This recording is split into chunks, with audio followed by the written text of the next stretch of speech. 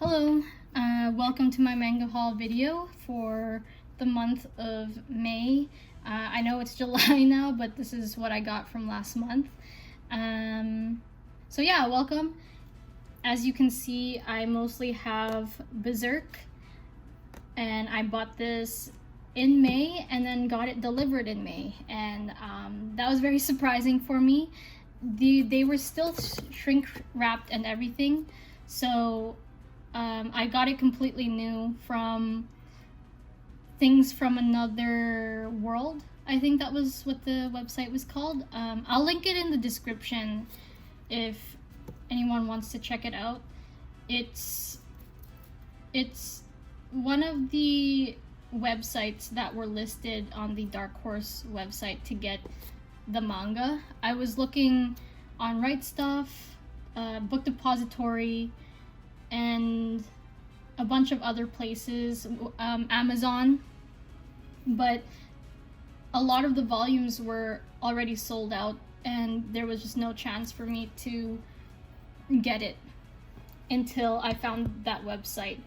And once I got all the things, or once I got it shipped to me, immediately the day after, when I looked at the website again, it seemed that they took, it not just seemed, like they took down, they pretty much took down all their Berserk titles from their website for the paperback. They still had the deluxe version, not all the deluxe versions, just the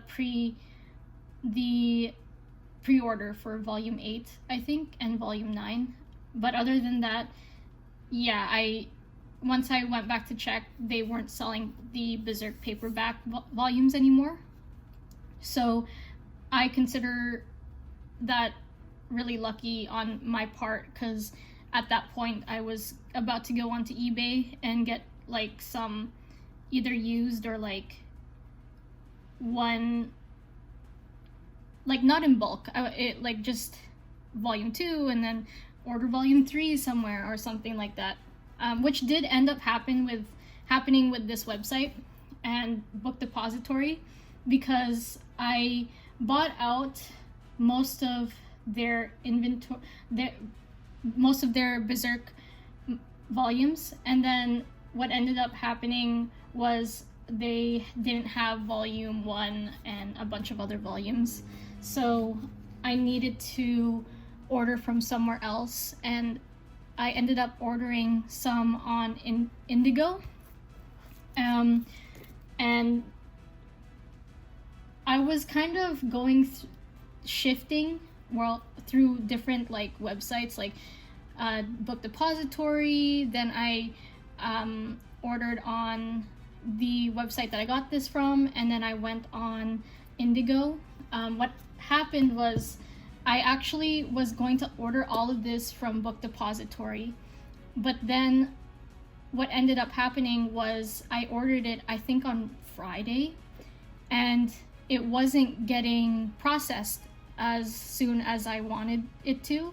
And it's not their fault. They probably get like thousands of orders a day. It's not just manga on there. Like there's a bunch of other books, that like novels, manga, comics, all of it is on there. So they obviously had a lot of orders to fulfill, and plus they're in the UK, a warehouse in the UK. So yeah, they didn't. What ended up happening was I had to email them to cancel it because I found this website, and yeah, I was about to also order the entire thing on Indigo before Indigo went out of stock. So that's why I have like some random double volumes here from Indigo, and I do plan on selling these, maybe on eBay, maybe on Kijiji. I might even put the listing up somewhere, the listing link. But yeah, they're still shrink wrapped. Well, 2 of them are. The other 2 are not anymore, just because I just wanted to preview it. And then once I previewed it, I realized that after, I think, volume 22, they had some really cool artwork. So there was some and the artwork is double-sided. Sorry, not just artwork, the colored spread. So yeah, they even the last volume, volume 40, has a cool color spread, double-sided color spread in there as well on the first page. Anyways, back to the haul. So I have volume 2 first here. Volume 2, we get introduced to Guts. Oh, before anything, yeah, when I introduce these volumes or talk about these volumes, I'm not gonna go into what the story is about. I'm just gonna talk about like the vague things that happen that aren't that important. Well, they are important, but it's not like it's gonna ruin the story for you if you know. So yeah, I'm gonna try my best with that.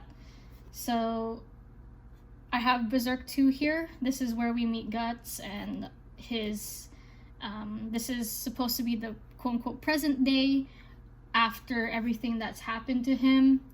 And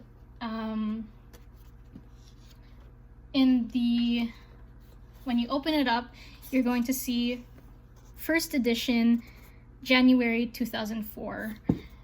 These are not actually the first edition printings of Berserk from Dark Horse.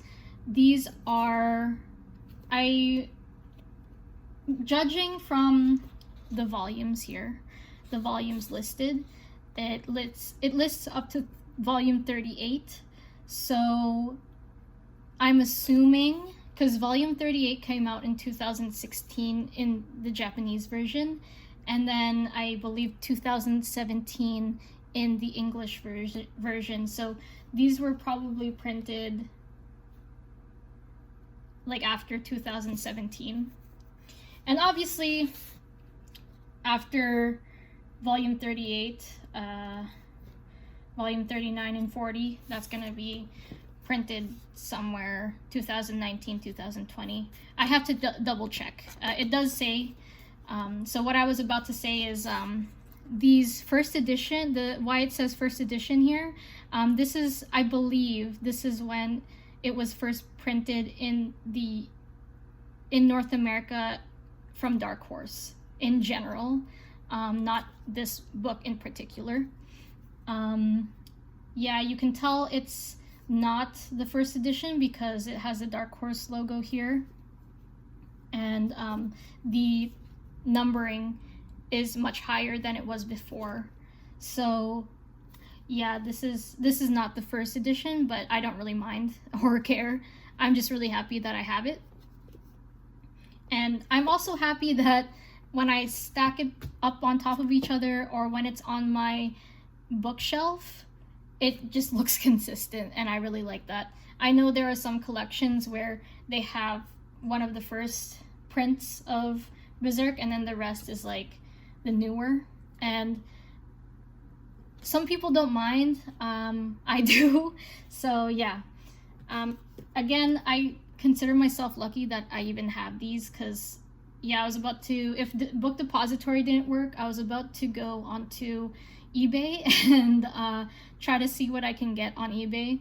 I did see a couple listings where I don't remember now if it was like a first edition printing or if it was just a general like new printing publication, but there were sets or entire collections that were going up for sale for like $1,000.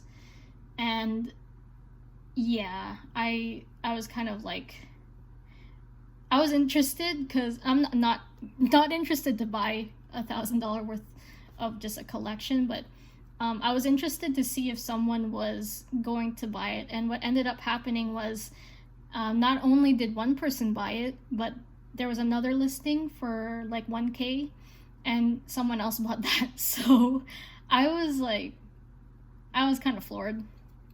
But anyways, yeah, let's get on to it. So the quality, it's like any normal paperback quality of mass print manga. I have to say that it is the quality of the paper is a bit better than what you would feel of like a Shonen Jump publication. And I'm not saying that to like say like, oh, like Dark Horse is better than Viz Shonen Jump. It's I'm just saying that because like I had a paperback volume of Dragon Ball Z here earlier. I gave it to my friend, so it's not here anymore. But the paper quality was a bit more, like, they're both rough. I'm not gonna say that this is smooth. It's not. But it's softer than, or less rough than the Shonen Jump volume that I had here earlier. And when I was looking at the Shonen Jump volume of Dragon Ball Z, it was one of the volumes that was printed in 2020, so it's a more recent publication. And from what I remember back in when I was in elementary getting paperback manga, it was pretty rough. So yeah, in terms of paper quality, it is a lot smoother than what you'd see in a Shonen Jump series or publication. I'm not saying that it's the same for all of it. I'm just saying that in general, in compared to Dragon Ball Z, sorry. And that's because Shonen Jump is just, they print like crazy. They do have their own publication in Japan, not with Viz, their own publication. And that publication, they have like a Shonen Jump magazine, and it gets mass produced every week, daily. And it has, especially back when it was like the quote-unquote big three with Naruto, One Piece, and Bleach, they were printing out like crazy numbers of those, because they even had those in English format as well. And when you're printing that much, you're going to try to, you're not going to think about the paper quality, as long as it holds ink and as long as it like prints properly, it's good enough type of thing.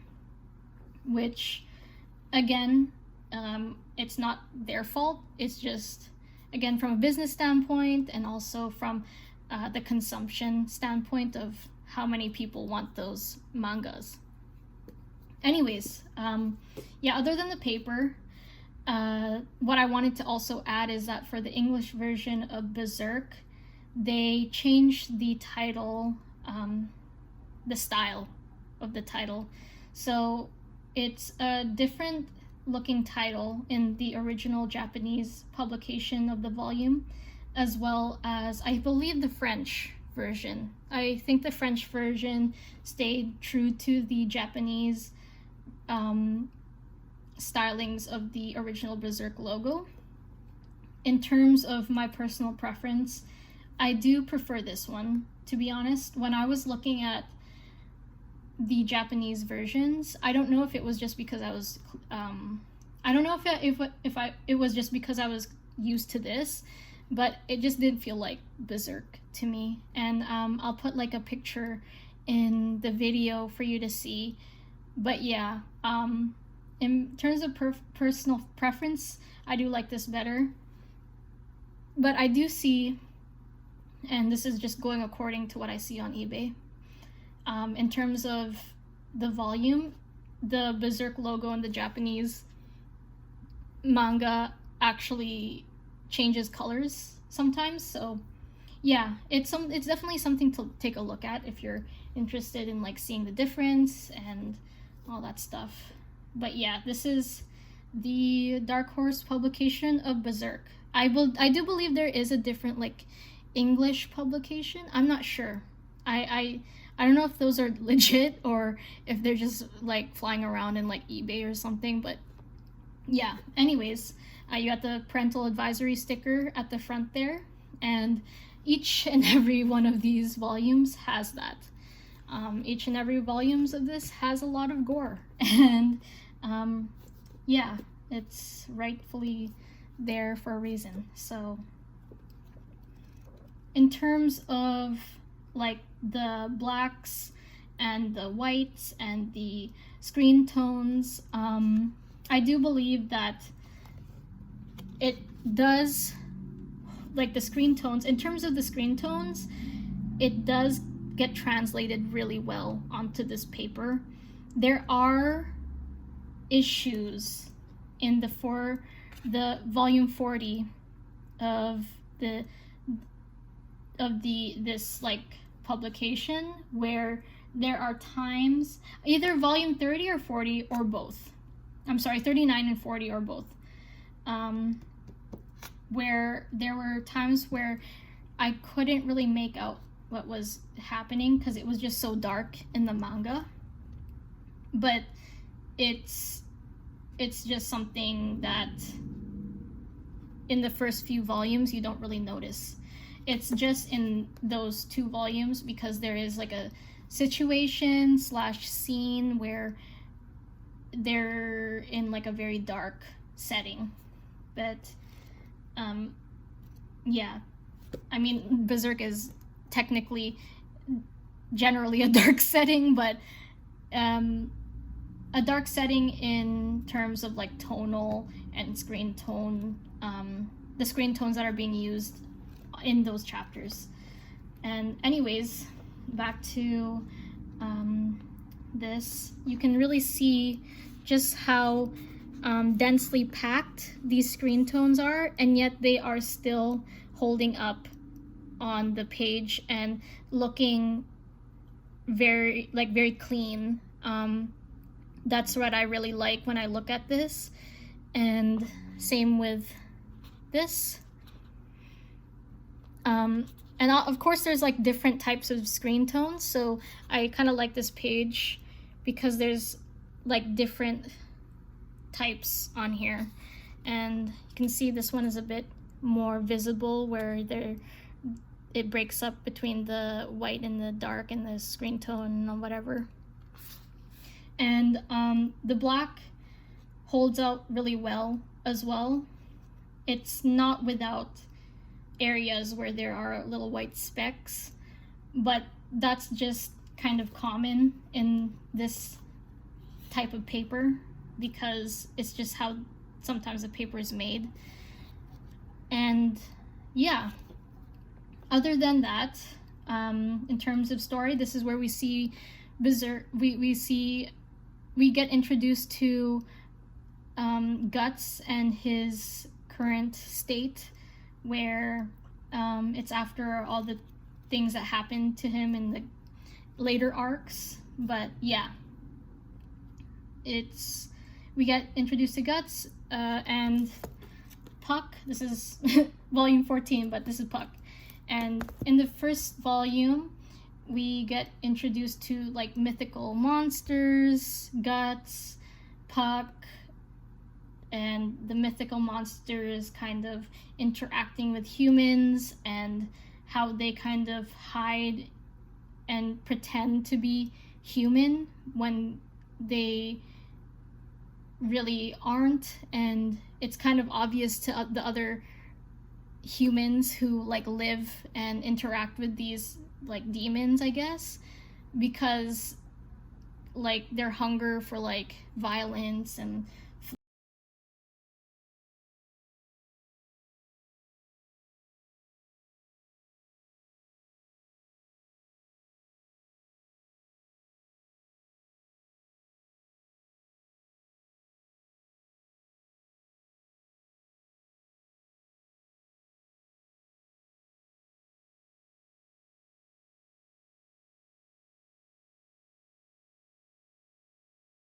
is like you can already start to see the difference in art style, not between these two, but between a later volume. For example, it looks like on Berserk volume 3 he may be using Copic markers, colored pencils, And then on here, let me just do a close-up. So this one's like Copic, colored pencils, and same with volume 2. And then if we look at volume 3 and volume 21, sorry, not volume 3, volume 18, 20, and 21, we start to see, like, it looks as though it's gouache. I can't be sure. It might even be acrylic. We do see, if you look closely, it's right here. There's a little, it looks like a canvas, like he painted on a canvas, and like it's the grains popping out of the canvas itself. And the colors look a bit more smoother. So it might be oil, it might be acrylic. Actually not acrylic, yeah. The colors blend really well, so it might be gouache too. Anyways, back to these. Let me just put this together here.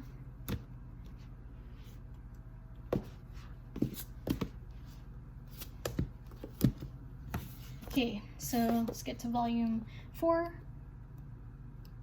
Again, looks like Copic.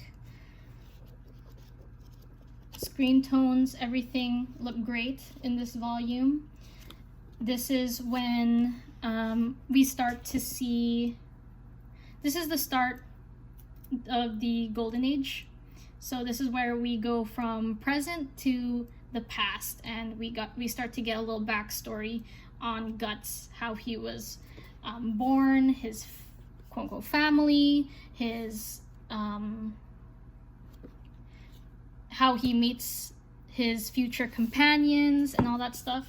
So volume 3, it's ending in like it ends the current quote arc of volume 1 and 2, and then at the end of volume 3, or near 1/3 of volume 3, is when the Golden Age starts. And the Golden Age is another arc in the story in which we go back in time and we learn about his companions and everything like that. And then volume 4 is a continuation of that. We do see Guts here. He looks younger, and at this point he's a mercenary, and he's kind of wandering around, going places wherever he can get money and survive. And he's a very cynical type of person, and he kind of keeps that cynical vibe until he starts meeting other companions later on. So yeah, this is where he meets the Band of the Hawks, and this is where he starts to learn empathy and compassion and companionship in this group of mercenaries. So the Band of the Hawk is a group of mercenaries, and this is, I believe this is him with that helmet. This is him before or during when he met them. And volume 5, we get a cover art with the Band of the Hawk, Griffith, Casca, and this is their little flag. And you can see in the background, Griffith is kind of looking at, of course it's in the back, but I kind of like where it's placed, where Griffith is kind of looking at it in a way. And just go through here. This is where we meet another mythical monster of the past, or demon. And this is where the mercenary group turns into a group of knights, honorary knights. And Griffith, his main goal is to get his own kingdom. So he has ambitions and goals and things that Guts doesn't have. And things that Guts kind of wants to emulate too. Like, a lot of the people in the Band of Hawks the Band of the Hawk, sorry, kind of flocked to Griffith, and even Guts kind of says this as well, where he likens them to like small flames getting engulfed in like in an inferno, and that inferno being Griffith and his dream and ambition. And I like the kind of thing where we see Griffith as like this idolized type of person, and so it's kind of like Miora's saying, be careful who you idolize and all that stuff, but it's also saying that it keeps Griffith as a mystery, especially in the earlier chapters and volumes of the Golden Age arc. Like, Griffith just seems like such a mystical being, and you can even see it with his ear here, like it's pointed like an elf, and people are like, I don't know, they're like drawn to him and his charisma and charm. And even a character named Judo says he's like, you don't know if he's a villain or a nice guy, or you don't know if he's a hero or a villain. And one second he's serious, and the next he's like a child. So it's like to Guts, and Guts's perspective of Griffith, Griffith is like a mythical type of being that Guts can never really amount to. And that's not my personal opinion. It just feels like what Guts kind of feels in himself when he looks at Griffith, because in these volumes where it's Guts kind of with Griffith, he's always looking up at Griffith, and he always sees or views Griffith in this type of like light, where there's like a scene where Griffith is at the top of the stairs and Guts is looking up at him, or when they're like sitting down or just talking, and Guts is on the ground and Griffith is standing and looking up somewhere else, and Guts is like looking at him with so much admiration and like kind of like curiosity too. So, and to Guts, it's like he wants to be Griffith's friend, like he wants the acknowledgement of Griffith, and I think that's very important to Guts. And this is volume 6, and this might be one of my favorite covers in terms of like the Copic slash, what's it called, colored pencil art. I'm not sure. There's nothing really that important going on, like in terms of foreshadowing. It's just like the way you see him render metal with Copic marker and colored pencils. It's just really amazing to see. And in this volume, this is where Guts has to do something for Griffith, where it questions his morality, I guess you could say. And after all the things that Guts has learned with the Band of the Hawk, where he's learned compassion and companionship and empathy and just the warmth of other people, and when he does this act, it kind of sets his mind on a path to like, what am I doing? Like, I have no dreams, and I did this for someone, and what, like, I don't know what I'm doing with my life, type of thing. And he starts thinking about like why am I doing all these things? And he also like thinks about like how he wants to be like Griffith in a way, like he wants to be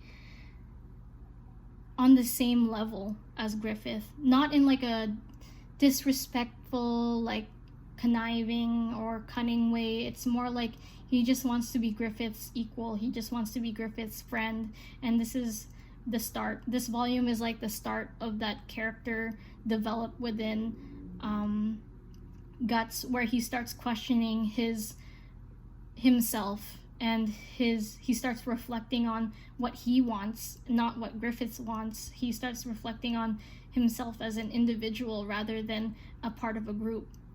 And he also wants to be Griffith's friend, because there's a important scene in here where Griffith describes what a friend is to him, and also who a friend is not to him. And Guts, I guess, he in a way is like broken from what Griffith has to say, but also he takes it as a challenge, I guess. But yeah. Then this is volume 7, and this is with Casca and Guts. And what's really interesting about this is Casca, because Casca's a warrior and she's in this position, and she's behind Guts.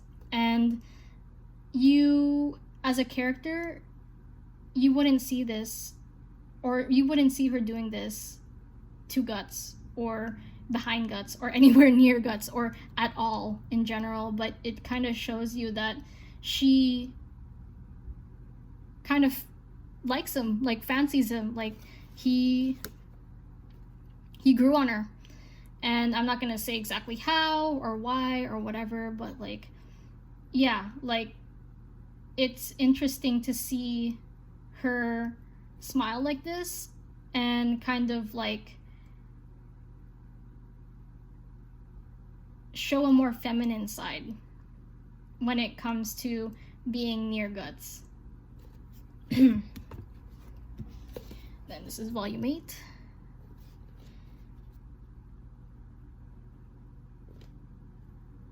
And just go through here. This is the volume where Guts is determined to start his own path in life, and he wants to be like Griffith, and he wants to come back to Griffith and show Griffith that he's grown. And so there's like an important scene here, also a really beautiful scene between the two of them. And so yeah, the whole thing in volume, I believe 6 or 5, kind of grew into this moment, this one moment in this volume where you see Guts and Griffith interact, and it's like Guts is like getting his own individuality once and for all, and it's like he sets himself on the path to finding out who he is in life.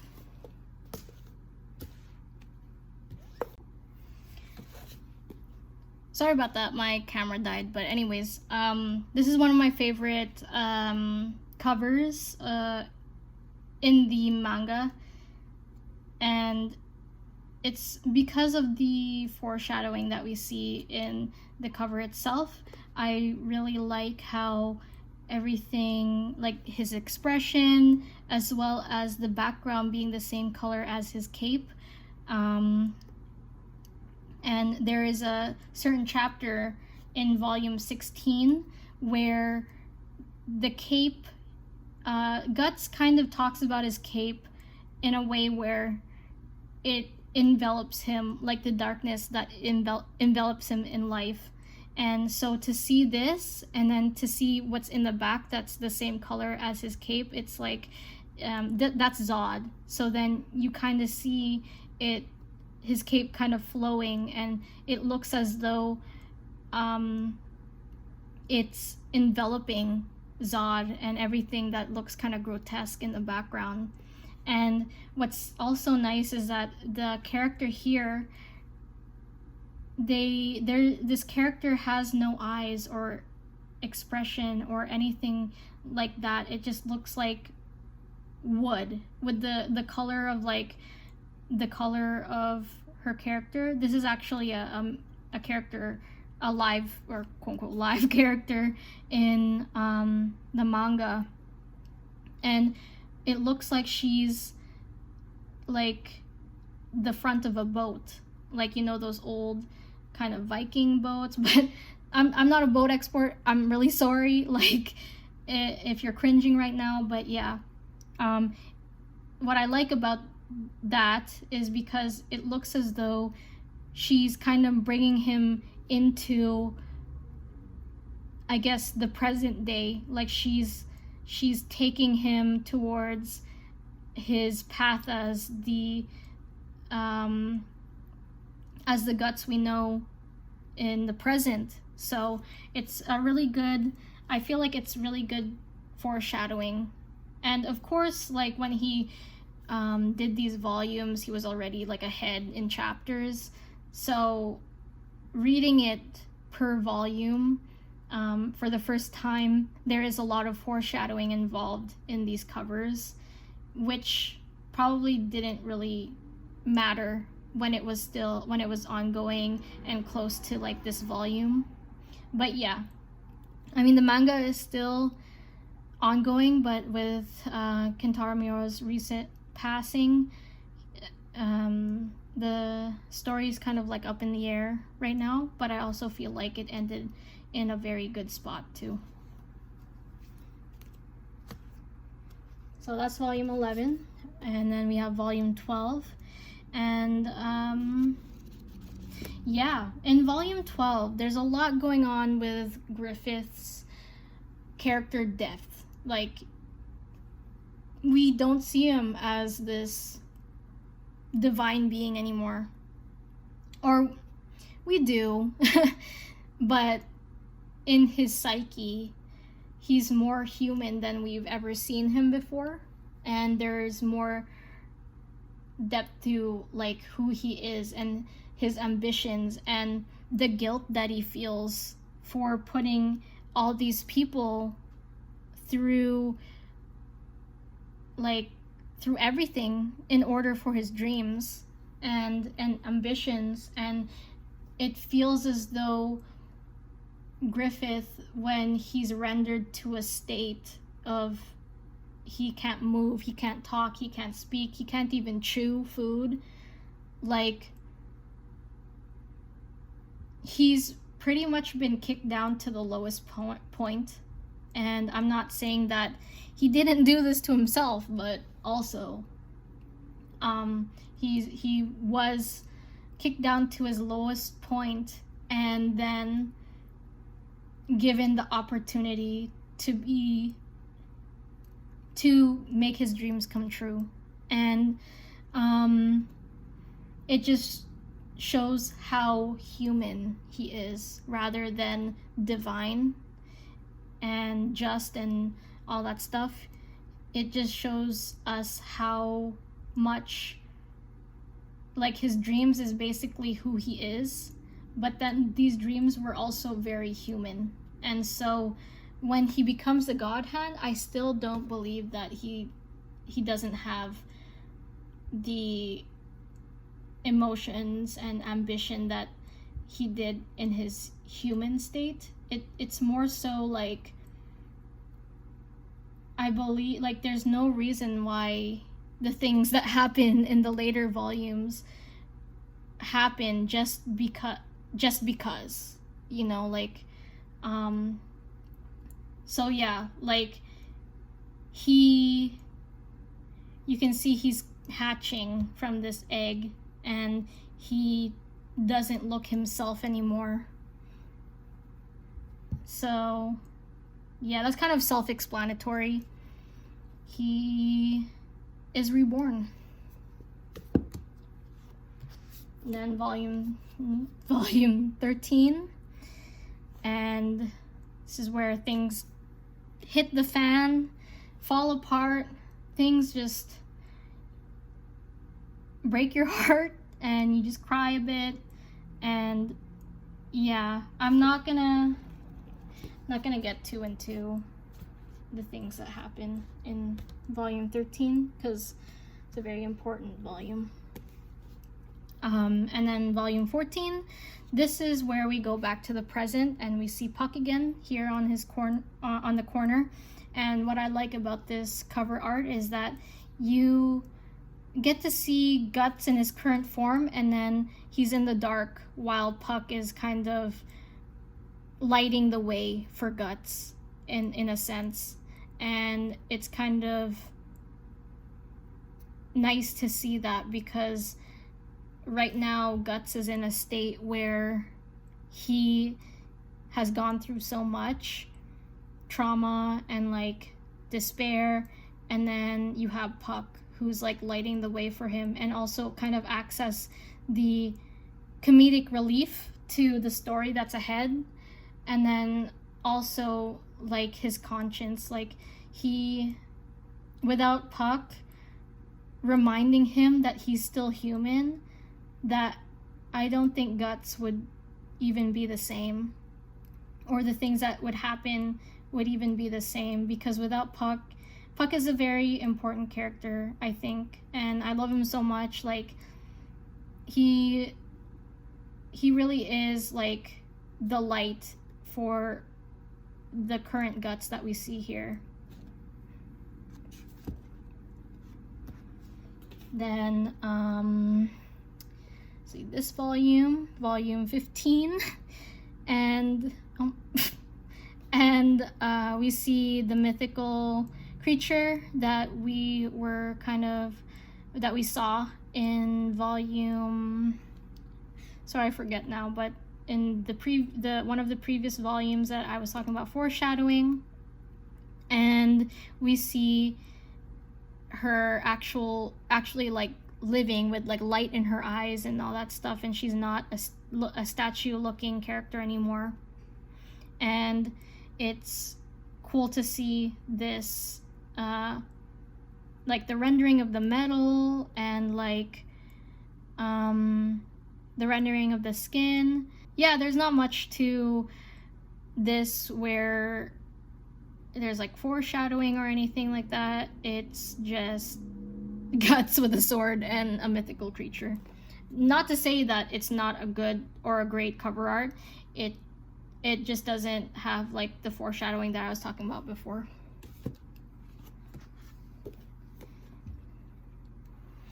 Then we have volume 16, and it's another volume where the cover art is Guts fighting.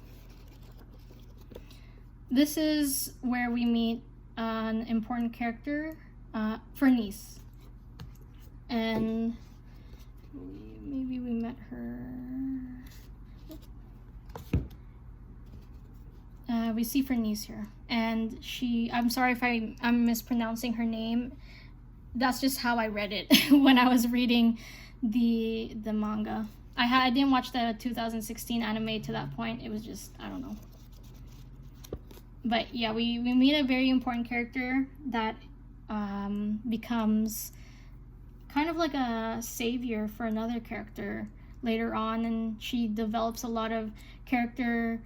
There's a lot of character development in her in the later volumes, where you start first you're kind of annoyed at her, and then she becomes like this key to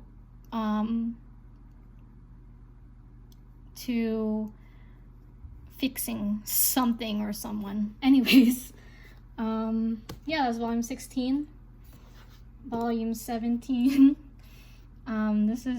This is another one of my favorites, mostly because of Puck and because of the way Guts looks here, and as well as the if it's brushstrokes, then that's what it's just the style of rendering this image. It's just really beautiful to me. Let's go through this again.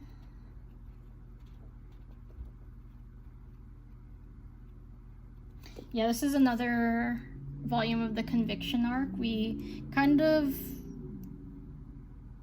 Casca's in this volume as well, and yeah, there's not much to say because... Oh wait, I think of important...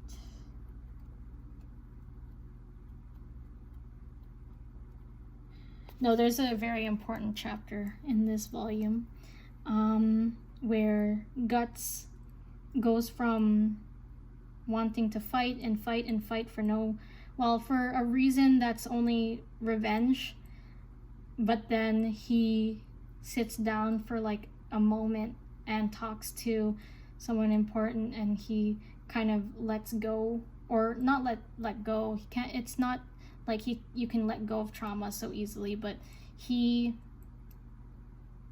starts to contemplate and have self-awareness of the things that he's been doing recently. And it's like the Guts that we saw in like volume 4, 5, and 6, where he starts thinking about like, what am I doing? Like, all I'm doing is swinging my sword, being angry, and getting out of control, but then there's something important that I have to do, and someone important that I have to protect, and here I am, like, yeah, this is a very emotional volume. Like, he starts to realize things that he should be doing rather than running around doing something that kind of takes the pain away for like a moment, but then it comes back later. It creeps back in later in terms of his psyche. But yeah, now that I think about that and look at this cover art, I think that's really amazing, because in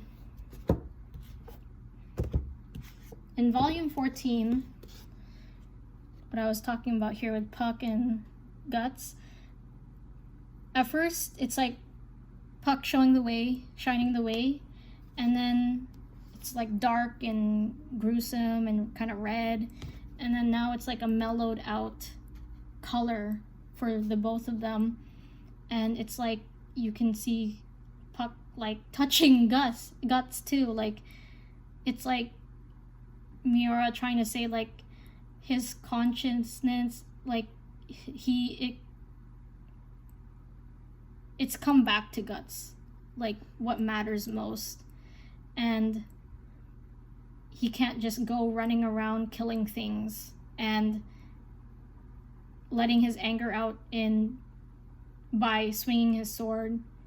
And yeah, so I think actually this is now one of my other favorite covers. So let me just put this back.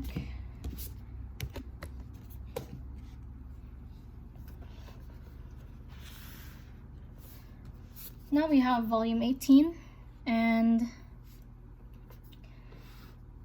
yeah, we have Zod, we have Griffith, and this is part of the Conviction arc. This is one of the arcs that was really creepy to me. There's just so much like, I don't know, there's just a lot of things going on that's, for me, just personally felt really creepy to me. And it deals with like religion and all that stuff. Yeah, so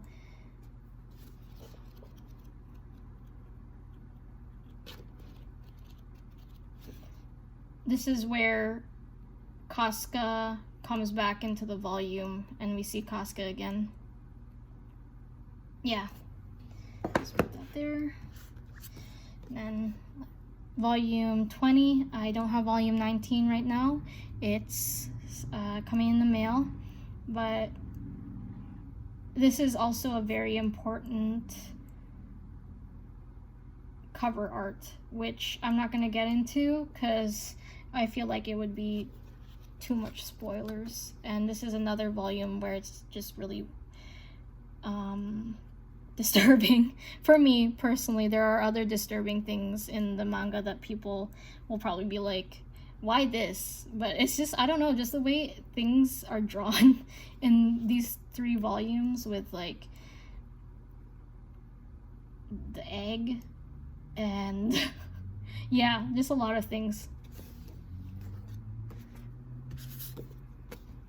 And I got volume 21. You see Griffith there. Yeah, Griffith kind of comes back in that form somehow, some way. And yeah, it's a very beautiful cover. Yeah, not much foreshadowing, it's just a beautiful cover. Yeah. Then we have Guts and Griffith, and this is them in the future. And, well, the present, like when you're reading the manga, because you can see that Guts has that artificial arm. And yeah, it looks, it's okay. I mean, that metal rendering though. Oh, right, I forgot to say, volume 20, 18, I don't know about 19, but I'm assuming 19 as well is when we start getting these, like, what do we call it, like, indents. And the cover art is kind of inside and enveloped by these, like, these borders. And that's how it is for the rest until volume 40. I'm not quite sure if I like it. I'm kind of indifferent to it. It kind of shows a different... If it's like purposely done in this way, I can see why. Because it's in another era, I guess. Not another arc, but another era in terms of the story. Like Griffith, everything coming together. But yeah. And then we have Guts with blood.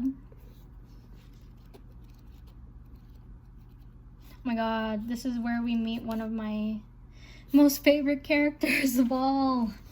Someone part of the crew.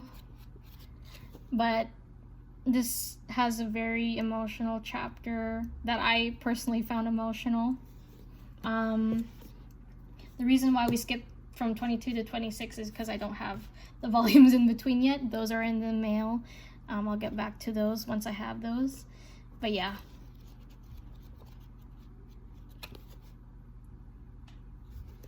This is where we get, oh yeah, this is where we get introduced to like other antagonists, like other than like the demons and the mythical creatures that Guts kind of fights against.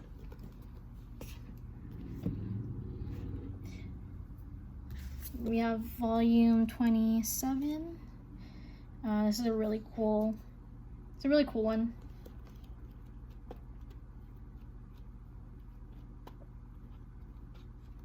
Oh, this is where we get introduced to a really cool antagonist, actually. I'm not gonna say the name because I feel like the name does get mentioned in some of the previous volumes, so I don't want to spoil anything. Got volume 28. This is Guts with the Berserker armor, and he looks kind of like a dog. And it's really cool to see this, and then read chapter 39 to 38, 39, and 40.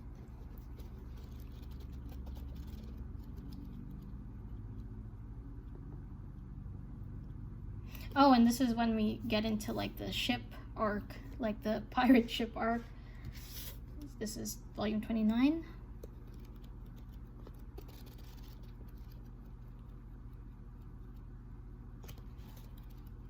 And there's like a cool fight scene at the end. And there's volume 30.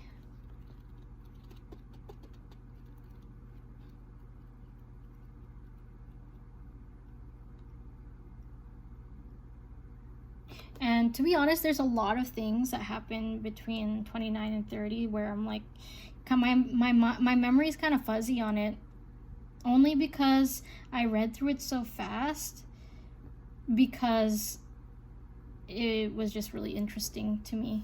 But yeah, my memory's fuzzy on that. And it skips to volume 33 because I don't have volume 31 and 32 right now. And sorry, this is when the ship arc kind of begins. And Guts is like trying to control his anger and his darker side. This is 34.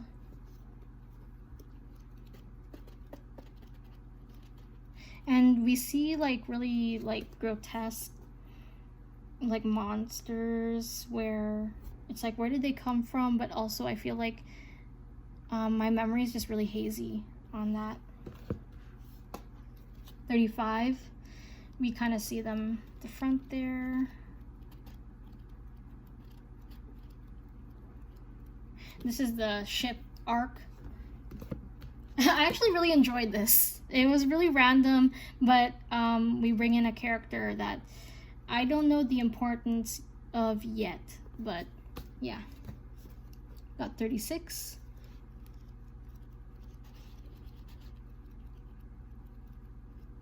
And this volume has one of the coolest fight scenes I've ever seen in manga ever. And it's like underwater. And yeah, there's not much to say about that. There's 38, and we go back to Griffith and everything, and let's see, we see the antagonist again. Well, one of them again.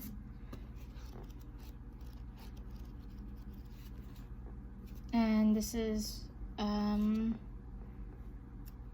volume 39, where we get to, should I say it? Yeah, well, it's like an elven place. And I think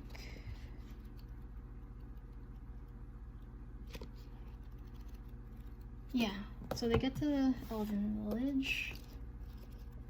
And this is where we get the arc where everyone gets closure about a certain character.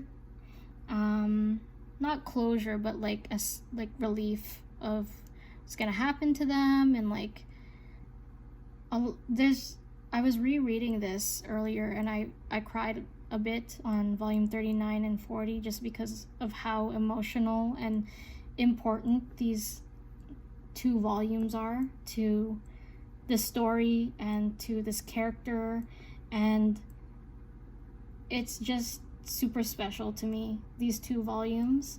I'm just really grateful that we got this far, at least. Like, we got closure on a lot of things, and yeah.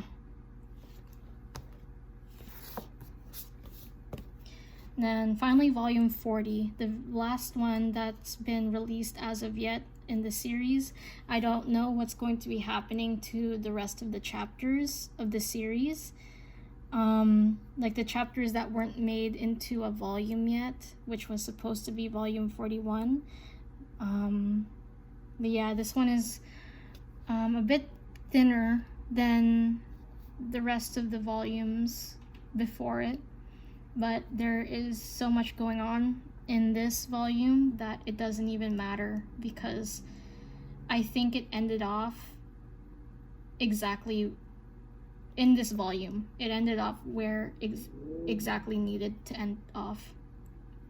And I'm just so grateful that we have volume 40 out and that we even made it to volume 40. This is just a very special volume in the stories, especially after volume 13. We waited so long just to get closure about this one person. And so I don't know, if I were to say what my favorite volumes are, it would definitely be the Fantasia arc volumes with 39 and 40. I don't know, it just made me very happy. Anyways, thank you for watching, and I'm sorry if I rambled on a bit too long, but I will be going through these individually. And talking and even reading through individual chapters and volumes and having a discussion after each video. So if you would like to subscribe and watch more, feel free to. I would really appreciate it, and see you again.